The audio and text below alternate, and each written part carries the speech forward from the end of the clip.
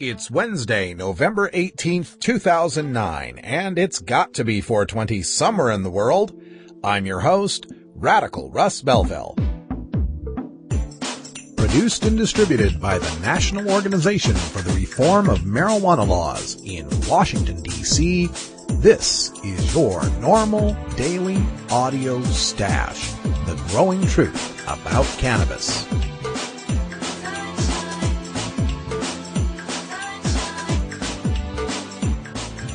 Welcome to the most popular podcast regarding marijuana in all of America and all the world, featuring interviews with scientists, politicians, doctors, prohibition policy activists, regular cannabis consumers, musicians, and NORML staff and NORML's board of directors, along with music and comedy no other podcast can offer.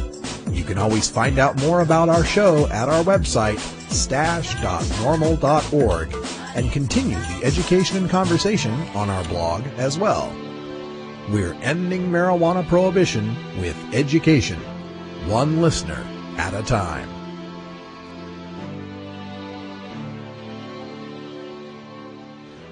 The podcasting and blogging technology for the NORML Daily Audio Stash is provided by Red Aphid Interactive Media. For your professional web design needs, visit redaphid.com.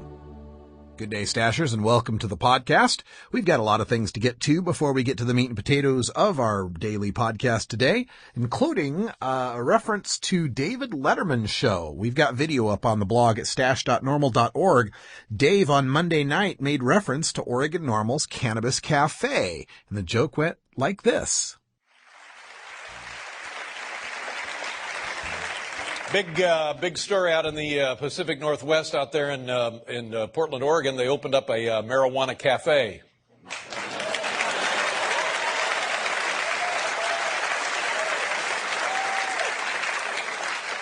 I know it sounds like a great idea.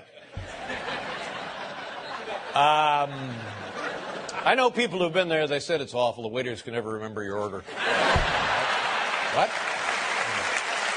What? I'm sorry.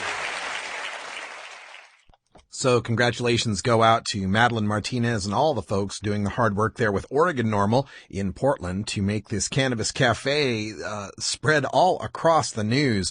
Madeline's been interviewed just this week by the Times of London, by Al Jazeera, and I directed a phone call to her today from USA Today, so expect plenty more on this Oregon NORML Cannabis Cafe. We'll be there this Saturday for NORML Show Live. I've just invested in some new technology through the folks at Clear Wireless that should give us 4G broadband speeds and therefore a good connection there, so we can bring you all of the live happenings there from the first in the nation Cannabis Cafe. Also wanted to make mention of entertainment news that had come across my desk where Cheech and Chong have announced their Get It Legal tour, and they're partnering with MPP, the Marijuana Policy Project, and most notably not with NORML. I'm a little hurt by this with all the support that NORML and this podcast provided to Tommy Chong throughout his incarceration, as well as in helping promote the AKA Tommy Chong book and DVD through this podcast and other ways. And also, it just kind of bothers me a lot because to me it seems like MPP sponsoring a Cheech and Chong show is a little bit like the National Organization for Women sponsoring a wet t-shirt contest. MPP has never been shy about denigrating what they consider the Cheech and Chong culture or the effect of those of us who are cannabis consumers on their projects to change marijuana policy. They're all about getting wins in the political game, but they're not too fond of being associated with what they would call stoner culture. So for Cheech and Chong to be partnering up with MPP seems a little surprising to me. Maybe MPP has changed their tune and now they like those of us who openly like to smoke marijuana. I'll keep you posted. The more information I get, I'll reveal it here on the Stash. Now, coming up on today's Daily Audio Stash, we begin with your cannabis community calendar and then a look at our hemp headlines, including San Diego, where District Attorney Bonnie Dumanis has a problem in her own ranks. We take a look at the state of Wisconsin, where Democratic lawmakers are now coming out in support of the Jackie Rickert Medical Marijuana Act. and some reefer madness from the DEA in the wake of the AMA's reversal on smoked cannabis as medicine. It's Irie Wednesday for our Daily Toker Tunes, and Johnny Reeferseed brings us a great tune from Iowa City, Iowa, and the band Public Property and their song No Respect. And it's time for our Cannabis Science segment with Dr. Mitch Earlywine. We'll be discussing the effect of stress on the human body and the use of cannabis to treat it, plus a little bit of a look at the history of the medical uses of marijuana. All that and more coming up on your NORML Daily Audio Stash. Hello, I'm Paul Stanford from the Hemp and Cannabis Foundation, or THCF. Medical marijuana is legal in 13 states today, and THCF has clinics in 8 of those states. Our doctors help qualified patients obtain an authorization for medical marijuana in their state. Patients are eligible for medical marijuana with a history of either severe chronic pain and or nausea, cancer, AIDS or HIV, hepatitis, glaucoma, seizure disorders like epilepsy, chronic muscle spasms such as multiple sclerosis or asthma, neurodegenerative diseases such as Alzheimer's, and gastrointestinal disorders like IBS or Crohn's disease. If you or someone you know has one of these conditions, our doctors will help you obtain a permit for medical marijuana. THCF Medical Clinics has offices in Washington State, Oregon, California, Colorado, Hawaii, Nevada, Montana, and now Michigan. Call 1-800-723-0188 or go to the web at hemp.org or 1-800-723-0188.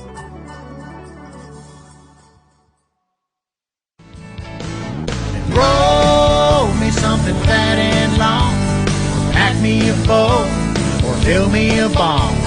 It only comes twice a day, but I don't care. It's 420 somewhere. It's time for your Cannabis Community Calendar, available online at normal.org/calendar. To get your events added to the calendar, send me an email with the subject calendar request to stash@normal.org. On Thursday, November 19th, Philly NORML will be having their open meeting at the A Space, 4722 Baltimore Avenue in Philadelphia, Pennsylvania. Also on Thursday, Oberlin College NORML in Ohio will be having their monthly meeting with special guest Sharon Neufer from North Ohio NORML speaking to the group. On Friday, November 20th, Philly NORML makes an appearance on the 420 Punk Show. On Saturday, November 21st, NORML Show Live is on the air at live.normal.org, coming to you direct and live from Oregon NORML's world-famous Cannabis Cafe. And on Sunday, November 22nd, there is a medical cannabis dispensary law workshop worth 5 CLE credits for attorneys in the Sheraton Los Angeles Downtown Hotel in LA. For more information, check out cuminsummers.com. That's KUMINSOMMERS.com. And next week, Monday, November 23rd, Kansas City NORML has their meeting, and Tuesday, November 24th, Arkansas NORML will be holding their meeting. For more information on all of these meetings, including websites, contact information, emails, phone numbers, maps, and more details, check out our calendar at normal.org/calendar. It's a NORML shout-out. For our shout-out today, we're going to continue our Sesame Street theme. For the past 2 days, I've been shouting out to states that start with the letter N. Today, I'm going to make a shout-out to states that have a letter D in their name. So all of you listening in Colorado, Idaho, Delaware, North Dakota, or South Dakota, send me an email at stash@normal.org, and we'll get you involved with forming a NORML chapter.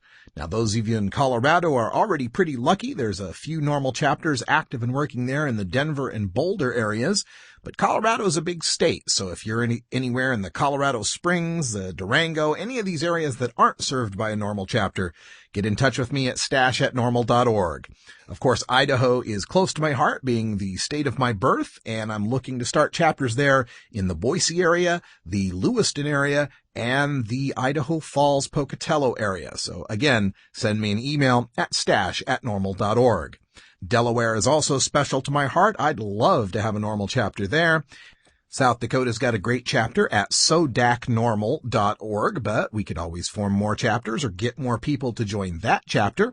And North Dakota doesn't have, or to the best of my knowledge, has never had a NORML chapter.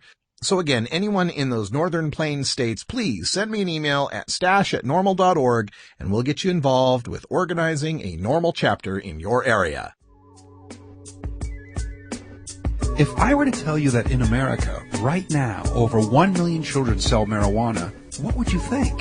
Would you think that any public policy that creates over 1 million teenage marijuana dealers needs to be re-examined and possibly amended? You would not be alone. The members of the National Organization for the Reform of Marijuana Laws, aka NORML, have been working since 1970 to reform marijuana laws such that responsible adults, not children, sell and use marijuana. Isn't it high time to reform America's misguided marijuana laws? This is Alan St. Pierre, Executive Director of NORML in Washington, D.C. Only concerned citizens can effectively end the federal government's nearly 70-year-old prohibition on responsible adult marijuana sales and use. Want to know more about how you can help? Contact us at NORML, toll-free, 888-67-NORML, or by visiting the organization's popular and informative webpage at NORML, NORML.org.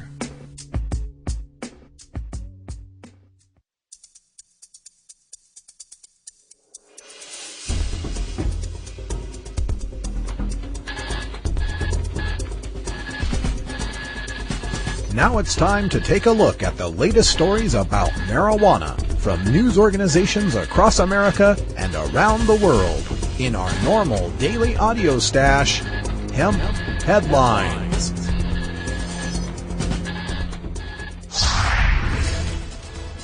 San Diego DA Dumanis' deputy belongs to Medical Marijuana Collective. From 10 News, San Diego.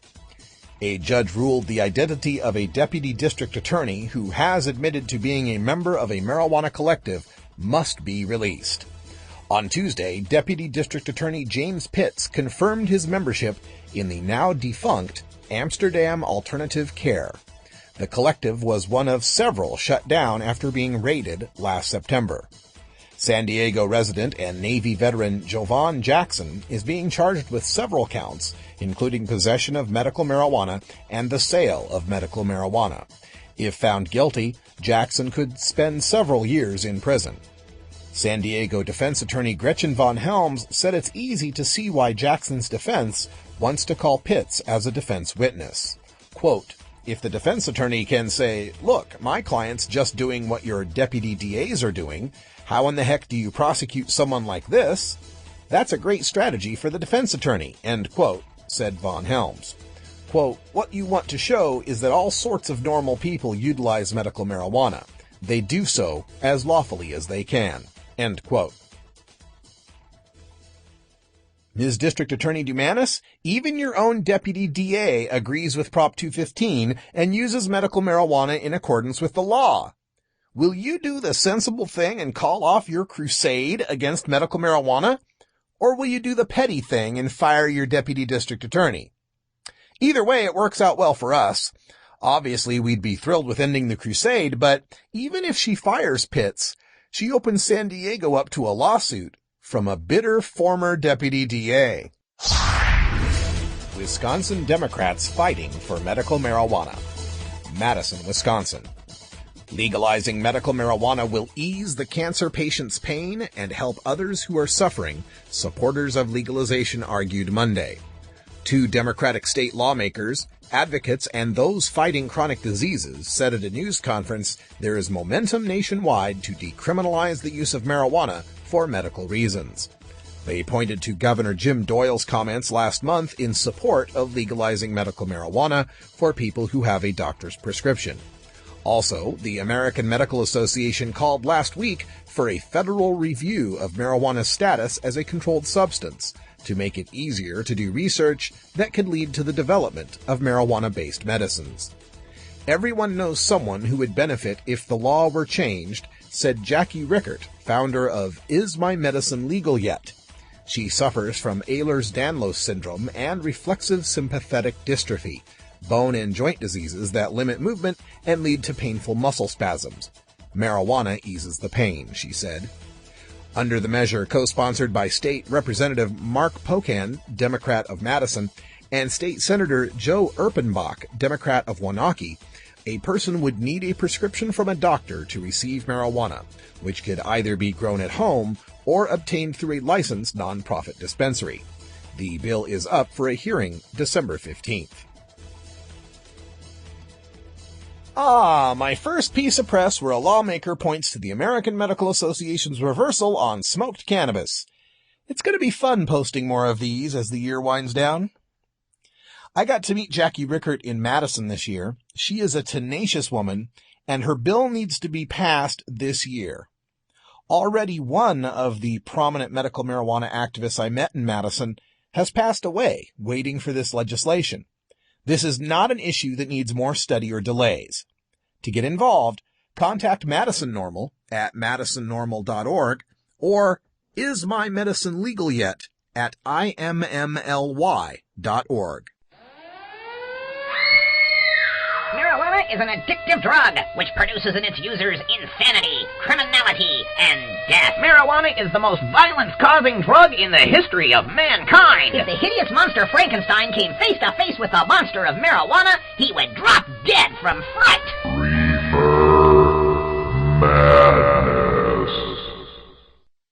It revises anti-medical marijuana webpage and removes AMA reference. Why, just yesterday, I was telling you about the DEA's website called Exposing the Myth of Smoked Medical Marijuana, where they had a question, does marijuana have any medical value?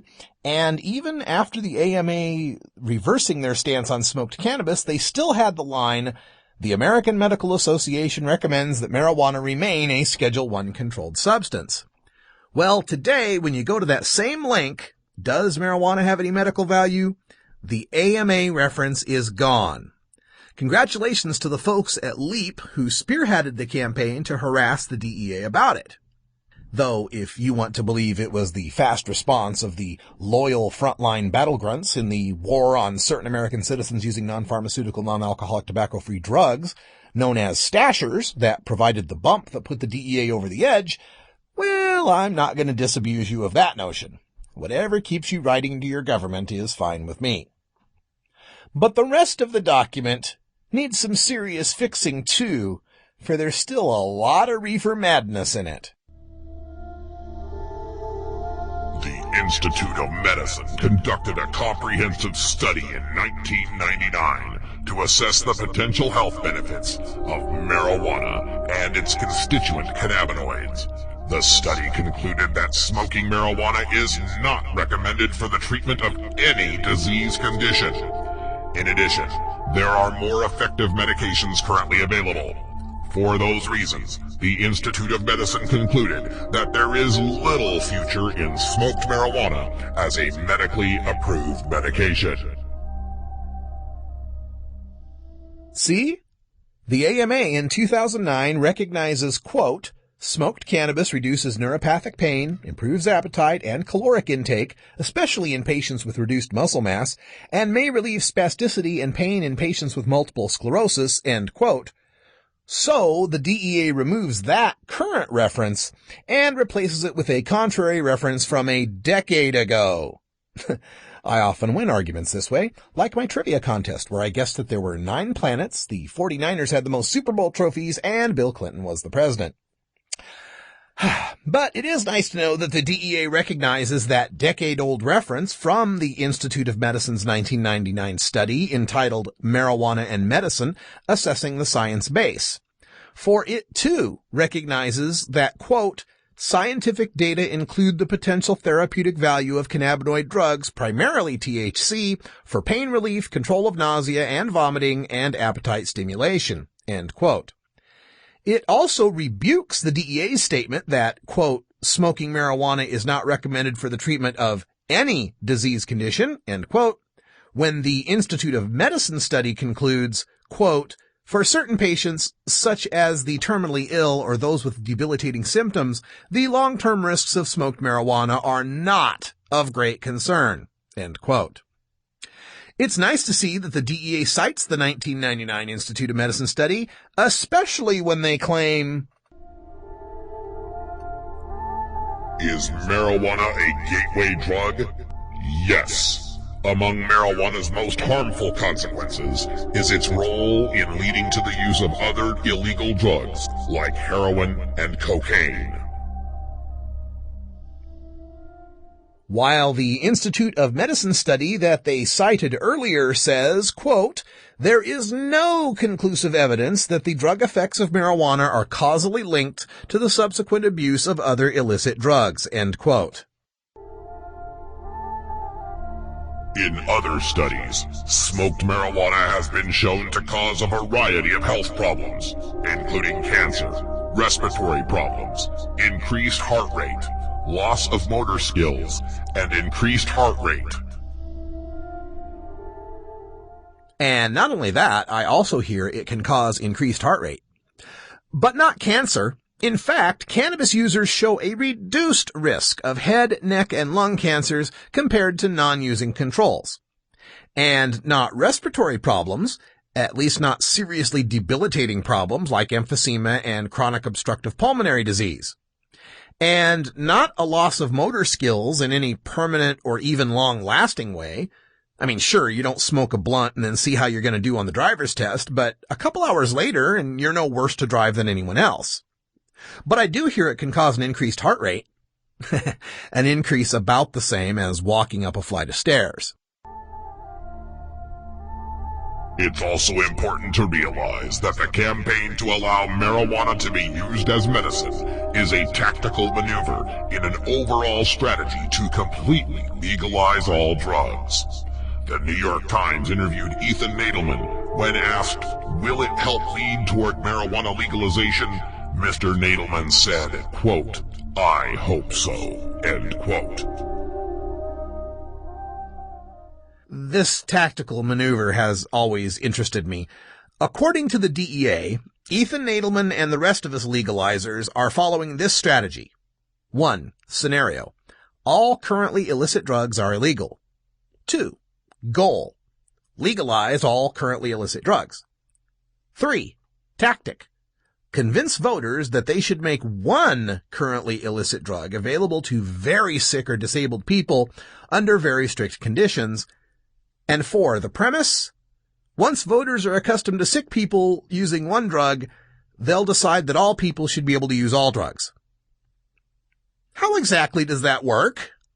How is it that Joe Q. Public sees a cancer patient smoking a joint and decides, if they put it up to an initiative to put meth-flavored lollipops in the 7-Eleven, I'll vote for it? The very notion that medical marijuana is a Trojan horse is both an insult to the public's intelligence and an endorsement of the legalization we seek. Are they really suggesting that the only way they can keep the public from rejecting prohibition as a policy is to make sure people in pain don't smoke pot? The fact that they think a public exposed to a non-punitive regulatory solution to drug control will be inexorably drawn to more of those non-punitive regulatory solutions for more people and other drugs just shows you how bankrupt prohibitionist ideology is. They can't support it with reason. They can only support it through the barrel of a cop's gun.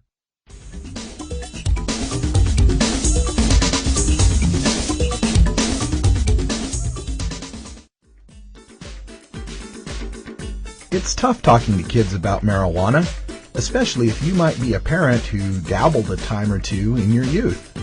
So to help you out, get your copy of Dr. Mitch Earlywine's latest book, A Parent's Guide to Marijuana. Dr. Earlywine is an associate professor of psychology at the State University of New York at Albany and an expert on the studies concerning marijuana, its effect on health and society, and the methodology behind the statistics. He is a frequent guest here on our daily audio stash.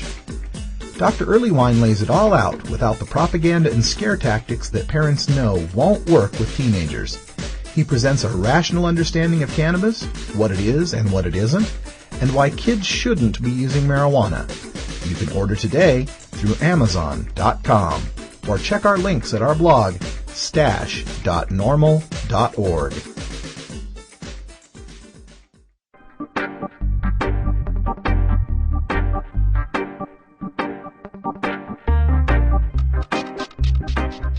It's time for your Daily Toker Tunes, the best in 420-friendly music from all genres that uplifts, entertains, and informs the public Our PodSafe music is donated by freedom-loving musicians who support our goal of ending adult marijuana prohibition.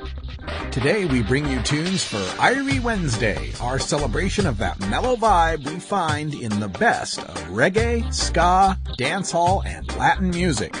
If you'd like to submit your song to be played on the Daily Audio Stash, send it to us at stash@normal.org. Now, here's some more great independent marijuana music for today's Daily Toker Tunes. When you think of reggae, the last thing you think about are the cornfields of Iowa. Hailing from Iowa City, Iowa, comes Public Property, one of the country's best reggae bands around today.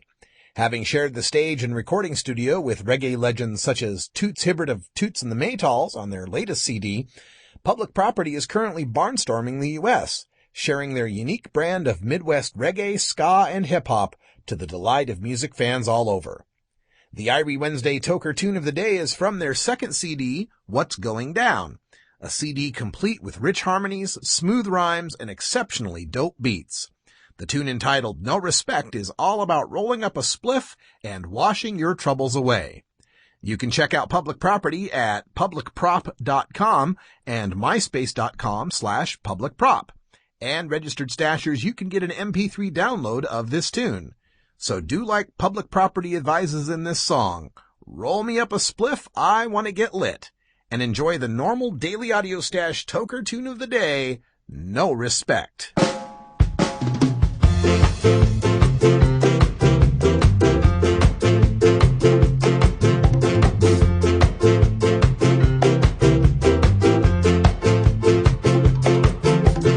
Woman give you love, but you give no respect, yeah. Woman give you love, but you just want to play. The sun is shining, girls are showing skin, yeah. She wouldn't want you so bad if she knew where you've been. Ain't gonna hurt nobody, don't have to leave the party. I'm about to ask somebody who is your friend. Roll me up a spliff, I want to get lit. Roll me up a spliff, I want to get lit. Crack the kid, I wanna skank up my head. Break up the fight, we playing reggae tonight. Ain't gonna hurt nobody, don't have to leave the party. I'm about to ask somebody who is your friend.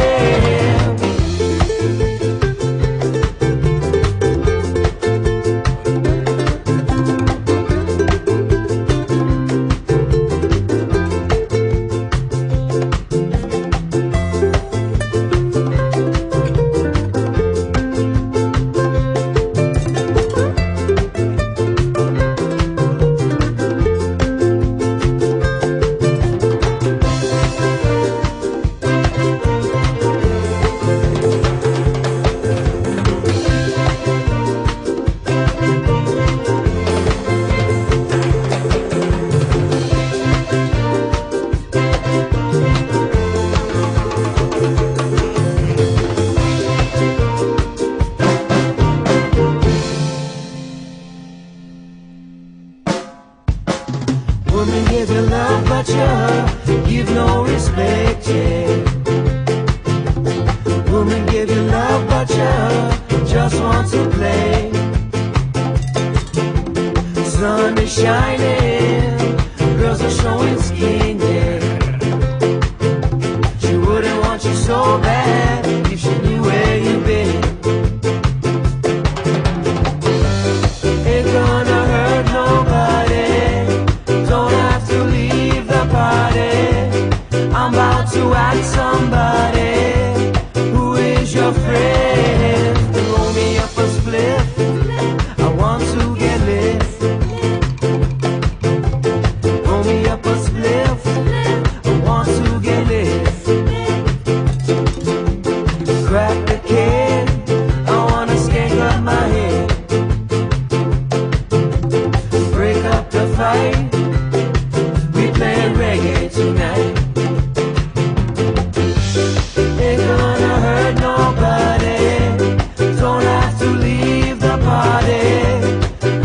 about to act somebody. Who is your friend?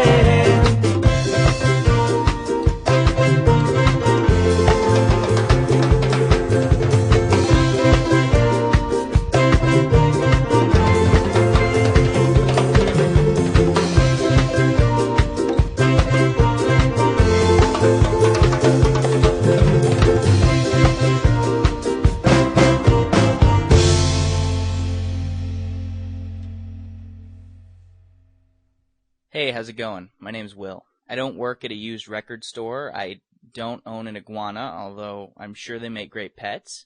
I don't have dreadlocks or play the acoustic guitar. I can remember quite well, thank you, and no, I don't constantly have the munchies. When 420 comes around, I've still got 40 minutes of work left. I've never hit a girl on a bike with my car or shot my friend with a shotgun. I've never had to apologize for letting a girl I was watching drown in a pool while I was getting high because, duh, I wouldn't be getting high if I was around children. I'm a regular guy who works regular jobs, just like the majority of all Americans who use marijuana occasionally and responsibly. My name is Will, and I'm normal.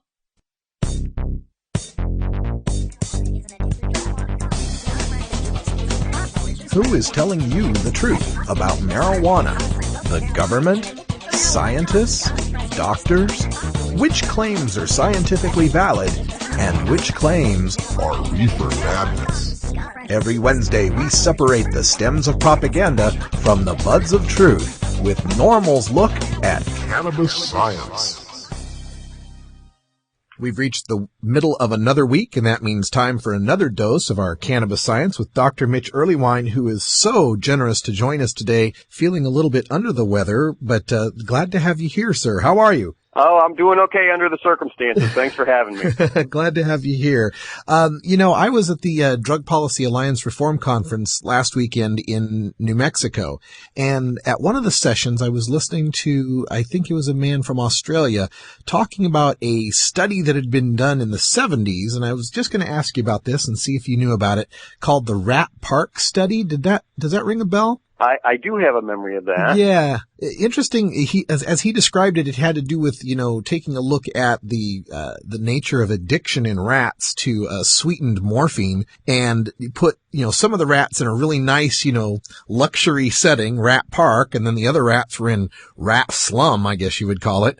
And of course, the rat slum rats had much higher rates of the use of the sweetened morphine. I just thought that was an interesting study, and I was wondering if you could tell us any more about it, if you knew more about it. Absolutely. Stanton Peele has elaborated on this in a lot of his work, just to point out that despite a lot of interesting data on genetics of addiction, the environment is really key. And in that study, it's literally an analog to, growing up in a place where there's nothing to do versus growing up in a place where there's lots and lots of fun to have. And what's intriguing, of course, is the more stimulating behaviors you can engage in, the more fun environmental stimuli you have, the better things turn out for you. Even with the rats who are using that morphine, they don't seem to run into that lethargic, weird, dependent look that the other rats got.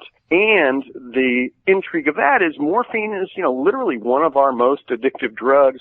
Opiate drugs tend to get, considered these incredibly strong physiological sources of addiction. And there were literally plenty of rats in that study that used only occasionally or not at all, simply because they had so many other interests, in a sense, so many other neat things to do in the environment that they were in. So I think that's a wonderful lesson for us. What's intriguing now is that's been adapted to a new therapy called behavioral activation, and it's only applied to a few different disorders, but as you can imagine, it's really great for depression, and it's showing a lot of promise with some alcohol problems, and another colleague of mine is applying it to eating disorders. And it sounds completely lame, but it's literally get out and go do fun stuff. And it's curious because the treatment manuals, make it clear how much we get caught in our sort of everyday rigmarole. And the recommendations are literally things like, make sure you're out of bed by 9, and make sure you're playing something fun to do, and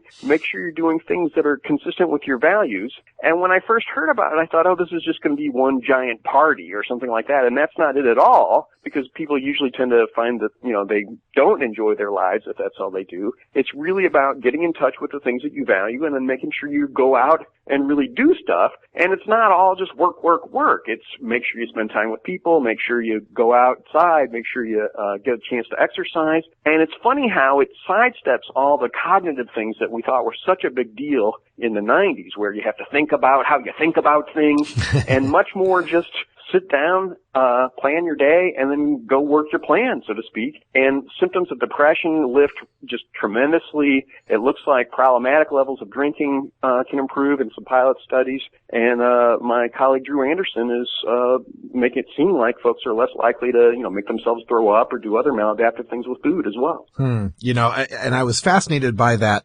idea of that study and how he was describing it. Of course, he was describing, morphine-dependent rats, which always puts me in the mind of, what does a rat junkie look like? But the other thing is that I always try to think in my mind how things might relate to cannabis or cannabis reform. And the first thing that popped into my mind is the drug testing that we do in schools for kids that want to get into extracurricular activities. Talk about giving them less to do. It seemed to me that would be a harmful thing. And don't the data back me up on that a little bit? In fact, I brought this up at the ONDCP's big summit on urine screening in the schools, and I was, ridiculed to death. But the data are very much consistent with the idea that, particularly among teens, if you have one activity, that can be enough to buffer you against negative consequences. It doesn't always mean you'll never try, and of course that's the thing that they get so worked up about. But folks who are good at singing in the choir or playing in a band or some kind of sport, maybe not snowboarding, generally end up with enough skills, social contact, abilities, exercise, and interest that even if they do try cannabis before we would recommend, they don't become consistent, regular users in a maladaptive way, the way folks who really don't have those connections can often run into problems. And then the absolute, irony of them saying, hey, you tested positive for THC, now you can't, be in the debate club, which, just blows my mind, because that could be the thing that makes the difference between staying home all day, just, talking to the bong, and actually going out and having a fulfilling life and improving your debate skills and getting ready to change the laws. Yeah, it's something I think about a lot as far as how we treat cannabis in this country, that the more we try to prohibit it, the worse we make the problems. Now, another thing that happened last week, and we talked about this a little bit, was that stunning reversal by the American Medical Association on first of all, recognizing that smoked cannabis, and they use the word smoked, has medical efficacy, and their recommendation to move it out of Schedule 1. And, that takes us back to talking about, just medical marijuana itself. And this is kind of, the American Medical Association being against cannabis as medicine is a relatively new phenomenon as far as cannabis and medicine goes. And I was wondering if you could tell folks just a little bit about, prior to our, zeal to prohibit cannabis, how marijuana was used medically in history. I mean, this is such a hoot because I definitely have acquaintances who think medical cannabis was invented in 1990.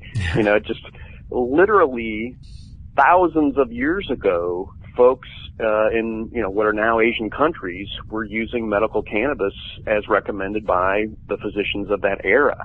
So generally, in 2737 BC, Emperor Sheneng gets credit for spreading the word about medical marijuana.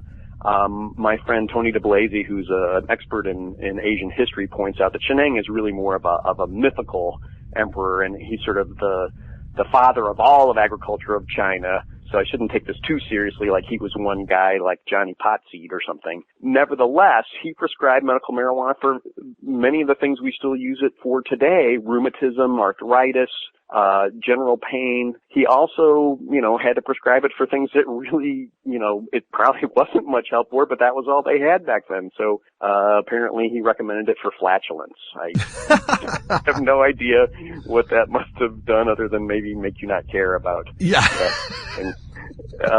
And so, I mean, we're talking literally, 5,000 years ago.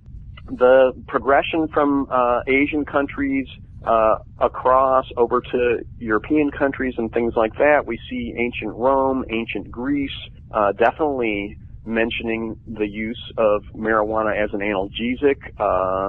Pliny the Elder in the Natural History, which must have been around, we're talking maybe 70 AD, mentions marijuana's analgesic effects. Plutarch later on, and then a big physician in Nero's army in the year 70 also mentioned it in his Pharmacopoeia, and basically Greek physician Galen, who everybody thinks of as sort of the father of modern medicine, mentions medical cannabis as well, and had some novel things about appetite that hadn't been proposed before. And so we're talking about, literally medical uses that go back before we knew what aspirin was, before we knew any of these other things. The fun thing too is how it sort of spread from one place to another. It looks like medical cannabis was a big source of help during childbirth in Jerusalem around 300 AD, and then slowly but surely everything spread west, and by the 1700s here in the States, medical cannabis was in the New England dispensary. Folks like Benjamin Franklin, Queen Elizabeth, people like that, if they aren't documented using it, at least certainly had it available. And then, by the mid-1800s, we've got the famous Irish physician O'Shaughnessy, who's mentioning in, regular English medical journals how the tinctures can be extremely helpful for pretty much all the disorders we still use it for today. And what's fun is that, to think that here's a drug that's been used for literally thousands of years with an amazing safety record, and something that we can all, essentially rely on, that's going to be part of history from here on out, clearly has an amazing background and something we can all hope to work to make available to us now today. Yeah, and we point back to the early 20th century and late 19th century where we first get the Industrial Revolution happening, and the companies involved that are still big pharmaceutical companies today had their preparations of cannabis tinctures and bottles of cannabis and powdered cannabis that you could buy.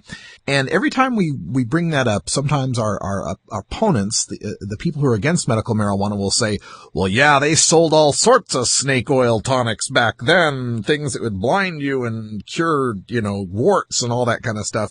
So why is it that the other snake oils of the late 19th century were so bad, and how come cannabis gets the bad rap for them?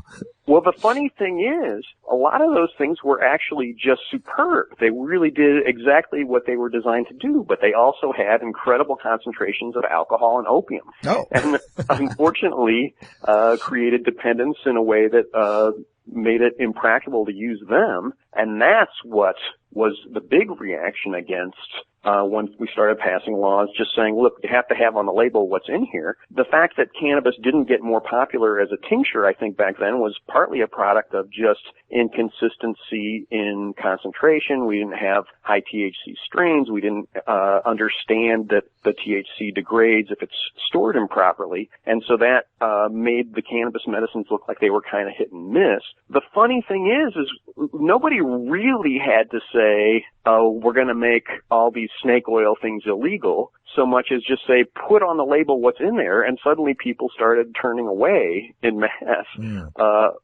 for all those opiate meds. So that was an intriguing thing that, basically the informed consumer can, what a surprise, make credible decisions him or herself. And in fact, we're just asking for that opportunity to do that again today. If cannabis extracts had been more regular, less alcoholic, and in a sense potentially more potent, I bet they would have hung on a little stronger. Yeah, so just a matter of timing, I guess. Now, with the recommendation that the AMA makes that we reschedule cannabis, of course, they made that in the context of saying we need to increase the research. We need to do more research on this. And like you mentioned, the drug's been used for thousands of years with an amazing safety record. And it almost seems like every season I pick up one or two headlines of some malfeasance going on at the FDA. What do you think about the need for this FDA approval for cannabis? I feel like it's only fair given what we put all other medications through, but when the idea of FDA approval first got popular, we didn't go back and make them run tests on aspirin and take aspirin off the market until those were done, you know? It was really all about trying to protect folks against brand new medications that had never been used before and had no long-term data and could create harms that we hadn't anticipated. The thalidomide scare from back in the day when pregnant women would take this medication to help them sleep and suddenly give birth to kids who had no hands and feet. Of course we want to sidestep that. That sounds just absolutely horrifying. Nevertheless, that was a drug that had been around for literally only a couple of years before we found out. Cannabis, it's been around for 5,000 years medicinally and at least 8,000 as hemp. Surely we don't need more data on its safety in order to get the point across that folks ought to be able to have this when they're feeling ill. Yeah. Well, Dr. Earlywine, I feel the same way, and I thank you so much for joining us here when you're not feeling 100%, but you did a great job, and we appreciate you every time you join us here on The Stash. My hearty thanks to all the listeners, and I'm hoping to turn around and feel better soon. Yeah. Remember, if you've got questions for Dr. Earlywine, you can send them to 420research@gmail.com, and they often become the subjects of our discussions here every Wednesday on Cannabis Science. Thanks again, Dr. Mitch. Take care, Russ. Thank you for downloading the NORML Daily Audio Stash, the growing truth about cannabis. We are produced by the National Organization for the Reform of Marijuana Laws in Washington, D.C. Our executive producer is Alan St. Pierre. Our deputy director is Paul Armentano. Our webmaster is Brian Judy. And web production is provided by Red Aphid Interactive Media. As always, you can catch up on the latest information about marijuana at www.norml.org. And you can interact and download from our Audio Stash blog at stash.norml.org.